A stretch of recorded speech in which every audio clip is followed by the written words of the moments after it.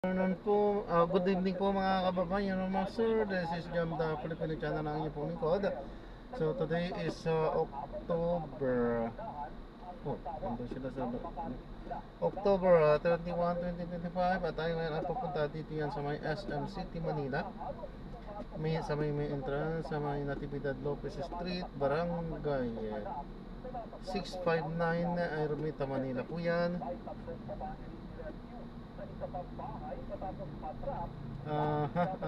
Dadalhin po natin sa may Sunview Place Condominium sa may MH del Pilar po yan, Barangay 666, Ermita, Manila.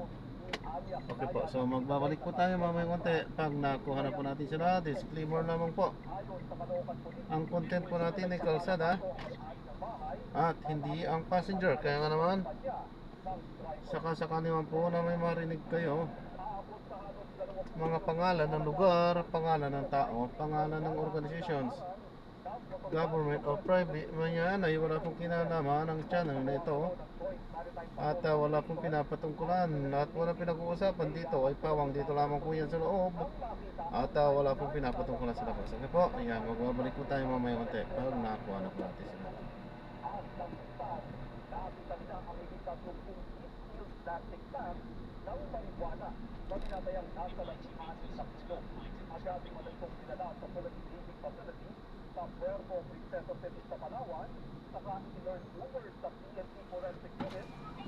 Yung main entrance po, sir.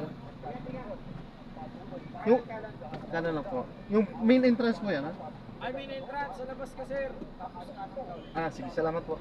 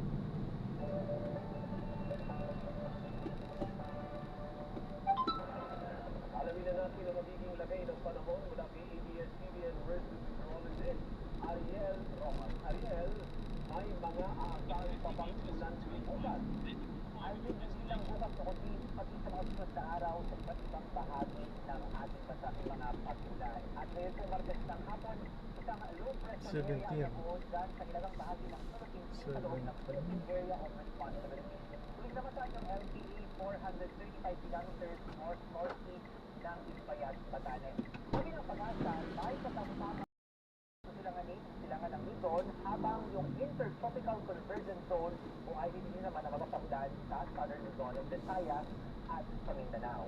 At sa rainfall forecast ng The Weather Company para bukas October 22 sa Luzon, may paulan na nga po umaga pa lamang dyan sa malaking bahagi ng Calabarzon at Kamigulan. Hapon naman hanggang oras ng hapunan may mga thunderstorms din sa may Aurora dyan sa bahagi ng Tarlac at sa Oriental Mindoro at meron pa kalat-kalat ng ulan sa gabi sa Southern Luzon at magiging maulan din sa Batanes sa paglapit ng sama ng panahon. Sa Palawan may kaunting ulan sa umaga sa katibugang bahagi ng probinsya at mas maulan naman mula hapon tuloy-tuloy hanggang pagsapit ng gabi dahil sa ITGP. Sa Visayas meron din mga aasahang pagulan. Sa umaga medyo maulan po sa northern part ng Antique at sa southern part ng Negros Island.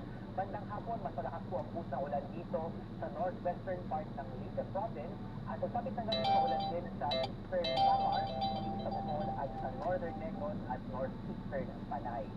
Sa Mindanao, maaraw sa malaking bahagi bandang umaga pero pagsapit ng tanghali may malakas na ulan na aasahan dyan sa Zamboanga City. Sa hapon, mas maraming lugar ang uulanin sa Mindanao.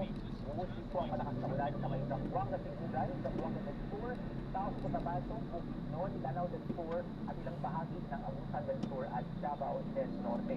Mababawasan yung mga pagulan bandang hapunan, mawawala na po iyan pag lumalim ang gabi. Sa Sa Metro Manila, sisilip ang araw sa umaga pero asan po ang pagulan bandang tanghali at alas 3 ng hapon kaya ihanda pa rin po ang inyong mga payo. Yan ang ating kalagay ng panahon. Ako po, Daniel Rojas, Riyadh Pamilya. Nagsampa ng reklamong plunder at graft si dating Senador Antonio Trillanes Capor sa Office of the Ombudsman laban sila dating Pangulo ng Senate at Senador umano sa pamilya ng dating Special Assistant to the President. Iginitigo na wala siyang pinalaman sa mga negosyo ng kanyang pamilya at handa siyang harapin ang anumang investigasyon. Nagpapatuo, Cassandra Salonga.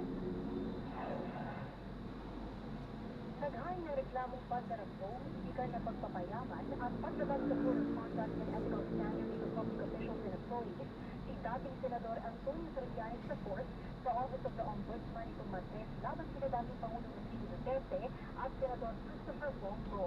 Kaugnay ito ng halos 7 bilyong halaga ng mga infrastructure project na umuray na puno ng construction firms ng pamilya ng Senador.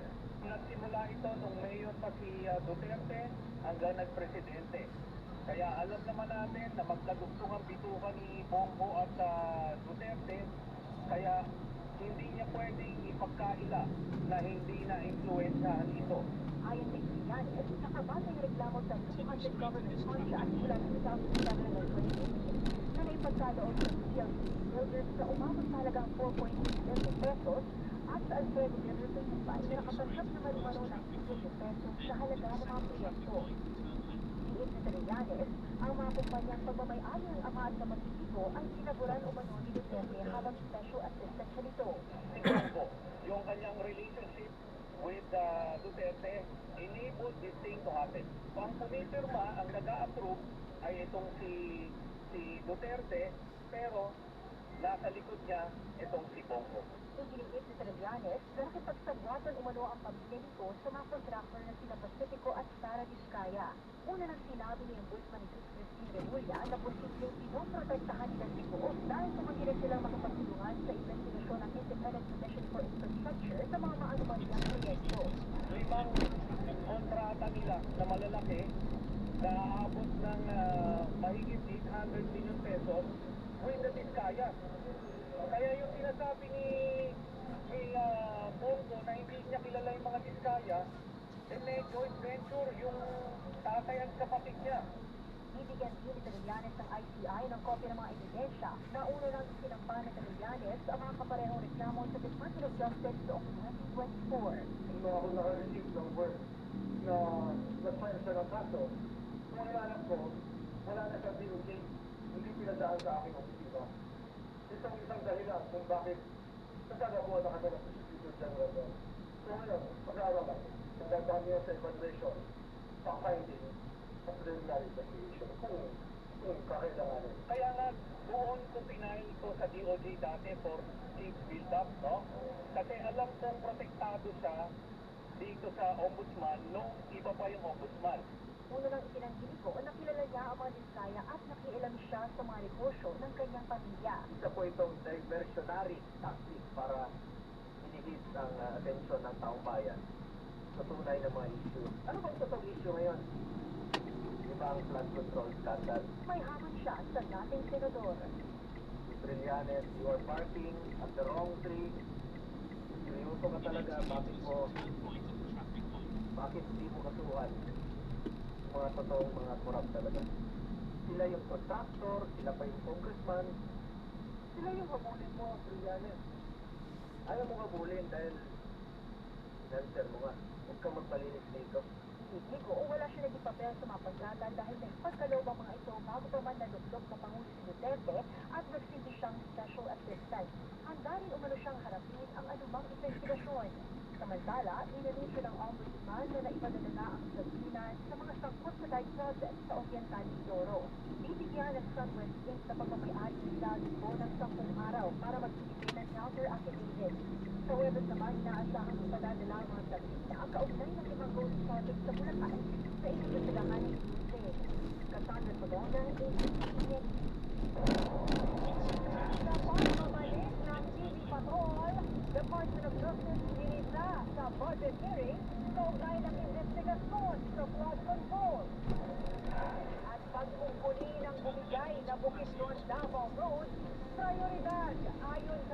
DPWH Secretary Vince Dizon. Tuloy-tuloy pa rin ang mga balita sa pagbabalik ng TV Patrol. Magbabalik ang TV Patrol sa TVMM. Yung napaswal po, Robot Giga, may Lemex 42 and bottom. Pero para sa kitawang kinalalagan, may Lemex 40 capsule and blister pack. Magaling din ito yung kaya ibulsa. Gawa sa natural na lapis sa tumutulong at nagpapalabas ng tema. Convenient na, ihawa pa. Lemex 40 na baby may capsule. Pagkalaguli, Lemex. Ibig sabihin, meron kayo ba Lemex 40 with delivery? Ito ang tanggal ang tema. Sila na po. Maluwag ang pagkina sa Lemex 40. Basta naguli, Lemex. Lemex 40 na baby capsule. Pag-isip sa pangunan sa Old Store na malapit sa TVMM. Numero 1 sa aksyon. Ang oras alas 7:19 ng gabi. Ang oras ay narin sa inyo ng Lemex Forte European Capsule. Maluwag ang paghinga, tunaw ang lema. Basta naguli, Lemex.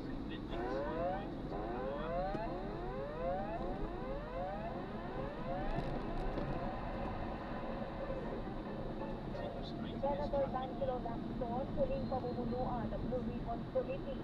Narito ang balitang kumpirmado. Sigurado mula sa Senado, mula kay Radio Patrol, Robert Mano. Robert? Kinumpirma ni Senate President Vicente Soto III na 100% na magbabalik si Senate President Pro Tempore Panfilo Lacson bilang chairman ng Senate Blue Ribbon Committee. Maglubing-umpisalaan niya ito sa pagbabalik sa kanilang sesyon sa November 10 at posible na sa ikalawang linggo ng Nobyembre magpapatawag na muli si Lacson ng pagdinig. Sa kanyang 5% sa Rasimato, sinabi ni Soto na sa pag-uusap nila ni Lacson ilang araw na nakakaraan na pag-usapan ang kagustuhan ng mga kasabi ng majority bloc at ng mga tao na manatili si Lacson bilang Blue Ribbon Committee Chairman pati na ang nararamdaman nilang unfinished business sa investigasyon sa flood control project.